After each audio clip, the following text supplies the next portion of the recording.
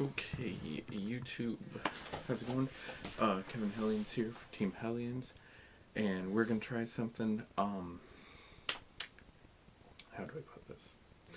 Well, I want to keep you updated on things, and there's no point in me doing a video and showing what's on my TV at the same time because you've watched, I've watched it, and I'm trying to write up a bunch of the Marked for Death columns, which I probably should have done a bunch today.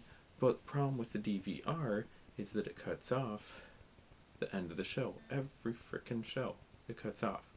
So it's like, alright, I'll just tape for like 5 minutes extra.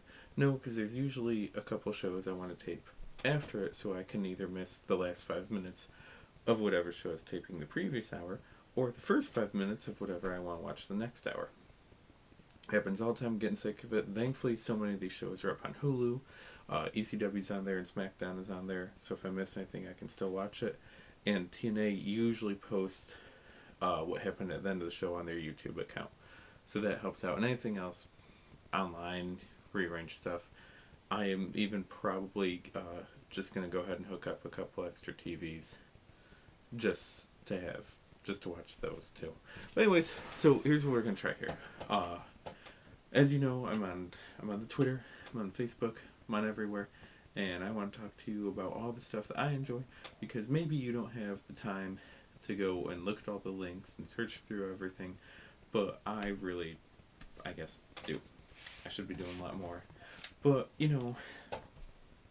I like reading stuff. I can spend some time looking it up and telling you all about it. So, I'm going to try every day. Probably not, but I'm really going to try and do it every day and just do a little news thing for all of you, for anything I find that we cover here at Team Hellions, for wrestling, for comics, for MMA, for anything of the sort. And I really want to get this going now on Monday to try to build it up, to try to get you guys to watch it. So Friday, which I have off, Saturday, which I've mostly off, and Sunday, which I can probably do as well, now that I think about it. But I really want to cover Comic-Con all of those days and let you know a bunch of stuff that's going on there. So, as always, check out the blog, teamhellions.wordpress.com. Anything I mention here, I will have a link to either at that site or a direct link up on the Twitter account, twitter.com/teamhellions, with a little underscore in between team and Hellions. Please check us out, add us on there, add me on Facebook, facebook.com/teamhellions. Look for the blog. Find me anywhere that you can, and everything just ties into each other. So you'll if you find one, you found them all. YouTube.com/teamhellions, but because you're watching me on it. Anyways, let's get to some of the stories. Now, wrestling. TNA has the biggest story going on right now in wrestling until Raw airs tonight. Maybe something will happen as I'm taping this before Raw. But I'm not going to talk about the big thing in TNA right now because I need to get through something first. When you spend months building up one person for their TNA debut, trying to bring in a whole new market into TNA, only to have that person upstaged in the debut match, someone fucked up. But it's okay, because the fuck up's going to be beneficial in the long run. This is like... Boy, I can't even think of anything else right off the top of my head. We'll come up with something by the next episode.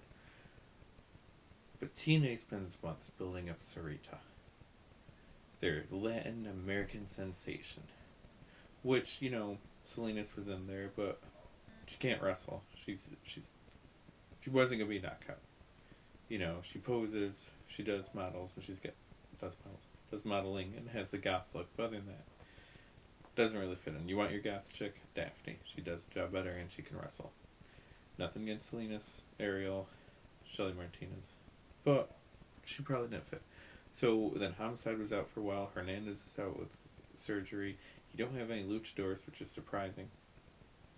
So let's get our Latin American market in there with Sarita from Canada. But she moved to Mexico. She speaks Spanish, so thus she's Latina. She comes out and has her match. And what happens? Alyssa Flash debuts. The future legend herself. Formerly cheerleader Melissa. Well, still on the Indies. And Raisha Saeed in TNA finally gets to come out as her own, as her ass-kicking self. And I hope you're impressed as I was. I want to see Alyssa Flash in the knockout division for years. I want to see her win that title a couple of times. I can't wait to see a match with her and Tara. I want to see her destroy people left and right. Because rumor Kong, she's got some big announcement coming up. Maybe taking time off. Rumors have been that she's hurting.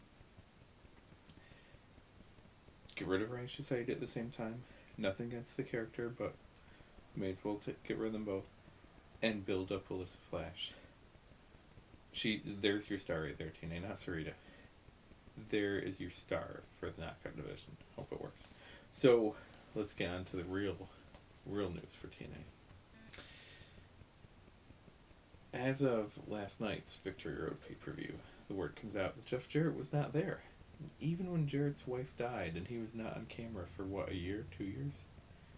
He was always there for TNA, booking, running the show, doing backstage stuff. He was sent home by one Dixie Carter, whose company, Panda Energy, owns TNA.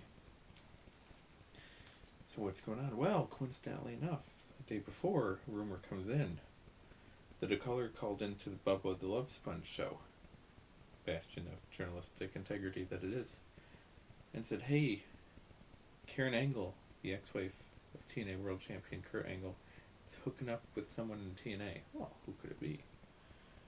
That kind of guy. Someone could make a dumb mistake. But apparently Jeff Jarrett is that mistake.